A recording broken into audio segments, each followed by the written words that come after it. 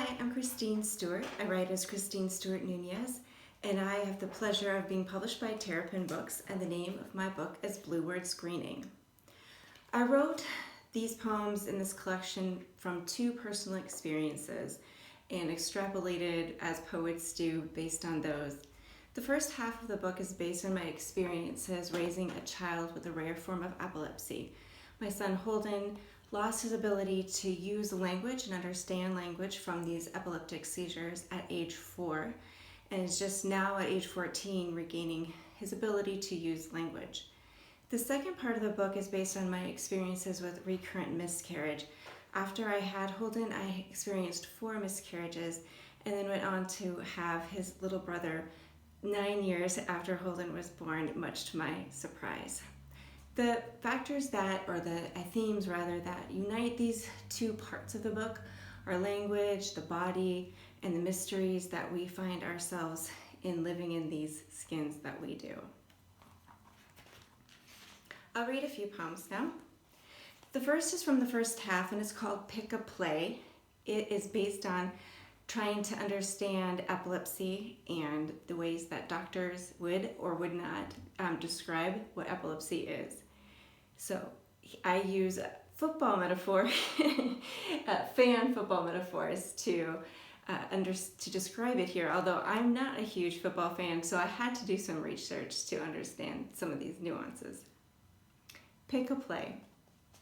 One doctor describes the neurons in my son's brain as fans in a stadium who, when cheerleaders start the wave, stand and throw their arms in the air regardless of handheld hot dogs and Cokes. In a minute or two, the cells have their butts back in the seats and my son squeezes my elbow. Sometimes he's in the game but runs a silent play. The coin revolves mid-air, fumbled pigskin suspended before it hits the ground. A split-second frame of cleat meets ball. Will he remember the field where we kicked and caught in a blizzard of cottonwood seeds, tufts floating by at our every turn? Will he even recall the picnic of bubbles, glassy spheres sailing between us as we twirled plastic wands in our hands? The clock ticks in his brain's continuous game. Men crash into other men, smack helmets, the occasional crunch of tendon or bone.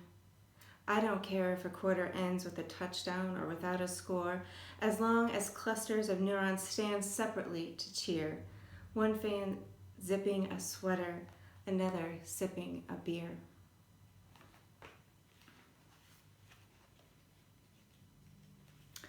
And this next one from the same section is called Boy at Rest.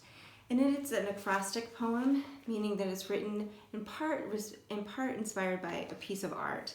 And this is Julie Zick's Girl at Rest. And it also has an epigraph from Carolyn Forche's The Angel of History, which reads, "While sleeping, the child vanishes from his life." Boy at Rest. In Girl at Rest, I saw only a hazy silhouette of a child's body, the navy blue frame of her arms, head, and a bit of torso. And I read the artist's choice of ochre and light gray, shades shifting only slightly to convey background and skin with wonder. The colors nearly vanished the child. When I study my son asleep, it's in full dimension, eyelids threaded with a blue vein, a freckle emerging on the outline of his lip. There's no facial stress, but I don't need to guess. Rest is an illusion, not a feature of a brain besought by seizures. By day, they complicate the spelling of C-A-T, blur the way sounds rolling into each other, infuse meaning. When sound does get through the screen of spells, a word may fail to find its place on his tongue. The seizures also erase memories of lunchtime pizza, gym class tag, the answer to "What's your last name?" the need to look both ways before crossing the parking lot outside the store. On the monitor, I hear him speak, a midnight phrase thrown from deep sleep, and I wonder what words emerge despite the seizure's surge from the visual play of his dreams. What world does he vanish to? It seems impossible to draw in ink or words more than a sleeping child's curves and angles. When I tiptoe into his room to retuck his blanket, I'll only assume that wherever he's at, he'll come back.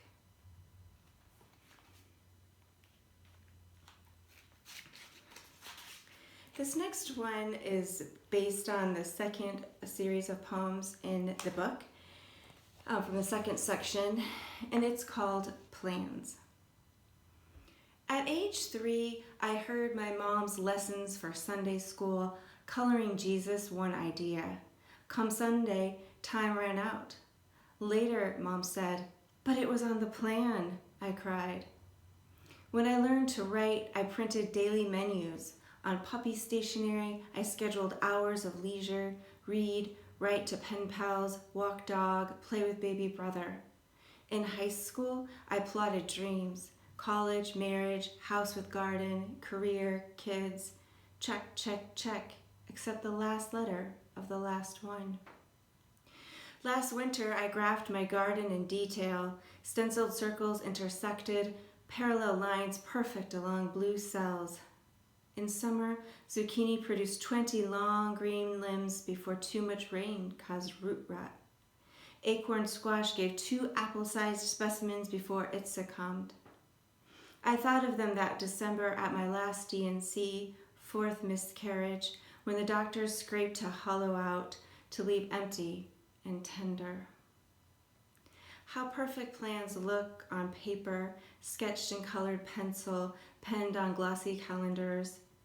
And still, I yearn to color Jesus, perhaps the parable of the loaves and fishes, where he saw hunger and he saw need, and although it wasn't part of the plan, Jesus created something from nothing. No, something from love. So one of the other experiences I had trying to have a second child was seeing a variety of specialists, and this is based on an experience of meeting a specialty doctor and what he told me when he found out I was a poet. When my OBGYN said he didn't understand poetry, I worried because my body is a more complex text. When he feels the shape of my uterus, he may not think pear-shaped yet apricot in size, hollow butternut squash, light bulb. He may not consider it a bowl for a daughter developing inside with eggs for her daughters, a set like grandma's Tupperware poised to seal away meals, or nested like Russian dolls, copies waiting to be twisted off, revealed. My doctor speaks the body's language. Uterus tilted toward spine could mean incarceration, womb snagged on the pelvic bone. Almond-shaped ovaries pocked like plum pits, if swollen with movable lumps, could be dermoid endometrioma or chocolate cysts, or nothing to worry about. He questions structure, unpuzzles chromosomes, scrutinizes tensions between biopsies and blood work, and reads all this alongside testimony and history because my flesh, like a poem, carries mystery. It produced one child complete, but jettisoned the next 4. My doctor's glossing of my uterine purse, whether it will fill and stay full or remain empty, eludes his science. But when I build a nest of words, paradox and ambiguity kiss each time, offspring running down the page. And finally, I will read one more poem. I think I have a definite affection for chocolate. It's a bit of a weakness. And in this poem, I get to the idea of craving a child, craving any sort of desire with the larger metaphor of chocolate. So cataloging the craving. Antidepressant, antioxidant, I'm anything but anti-you. Chocolate, smooth as pearls, as patent leather, as the skin behind an ear. I'll nibble kisses or cups, haystacks or hearts, fudge or fondue, bonbons, balls or barks for a lift. Organic aphrodisiac. I dream of Scharfenberger, Quezel, Valrhona, Amadi, velvet-wrapped boxes arriving by post for $100 a pound. For breakfast, I cut devil's food with cream, American style. Yet I'd lick Mayan bowls of chili-flecked porridge, sip Aztec cups of froth, savor the Spaniard's sweeter brew. Oh, bitter beans. When a craving kicks in, I'll bite into Mars, Cadbury, Hershey's, or Nestle, but wish for exotic infusions. Nutmeg, pistachio, wasabi, honey, chipotle, grapefruit, vanilla, violet. I'll settle down with my beds of gold, peel back one fold at a time, tongue the edge. Confection prescription, whether it comes as truffle, mousse, stick, or egg, an ounce satisfies both the fire and the ache.